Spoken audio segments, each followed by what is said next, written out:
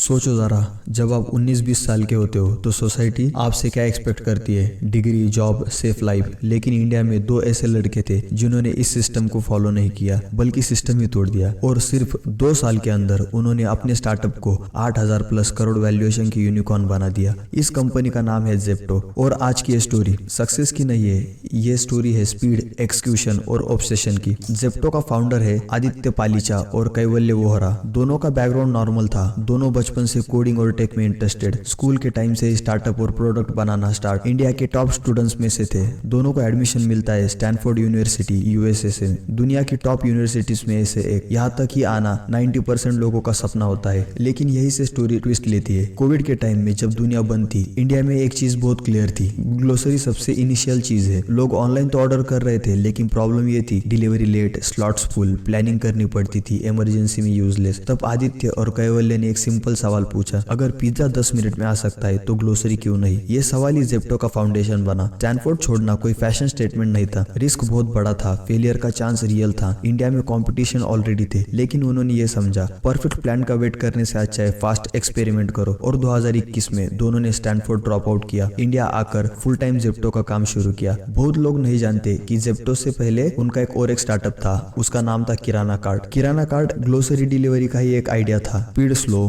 Cost high और model scalable नहीं। यही से उन्होंने एक पावरफुल लेसन सीखा, आइडिया नहीं एक्सक्यूशन जिताता है। उन्होंने पुराना मॉडल बंद किया और जेप्टो स्टार्ट किया, बिल्कुल फ्रेश अप्रोच के साथ। जेप्टो का मॉडल कोई मैजिक नहीं था, ये सिस्टम डिजाइन का कमाल था। स्मॉल वेयर हाउस, पब्लिक के लिए ओपन नहीं, सिर्फ ऑनलाइन स्टोर, इन्वेंटरी यूजर के बहुत पास, हर डार्क स्टोर बस नियर बाय एरिया कवर करता था। नो ओवर एक्सपेंशन, डिस्टेंस कम, delivery fast, rider already nearby, no dependency on third party, fast picking system, AI based inventory planning, high demand product से फोकस। इसलिए Zepto 10 minute delivery realistic achieve कर पाया। सच बोलना जरूरी है, जेप्टो बिना फंडिंग के पॉसिबल नहीं था। उनको फंडिंग मिली Y Combinator, Nexus Venture Partners, Lachy Groom और ग्लोबल इन्वेस्टर्स। फंडिंग का यूज उन्होंने किया, dark store setup, tech infra, hiring, speed improve करना। जेप्टो ने एक कमाल का आइडिया लगाया। जेप्टो ने पैसे एड पे नहीं सिस्टम पे लगाए। 2023 के अराउंड जेप्टो ऑफिशियल यूनिकॉर्न बना, वैल्यूएशन $1 बिलियन, टाइम टेकन 2 साल, इंडस्ट्री क्विक कॉमर्स। ये इंडिया के फास्टेस्ट यूनिकॉर्न में से एक है। डिग्री से ज्यादा प्रॉब्लम अंडरस्टैंडिंग इंपॉर्टेंट है। स्पीड, परफेक्शन, पहले छोटा एरिया फिर scale, execution beat idea, trend नहीं पेन पॉइंट पकड़ो।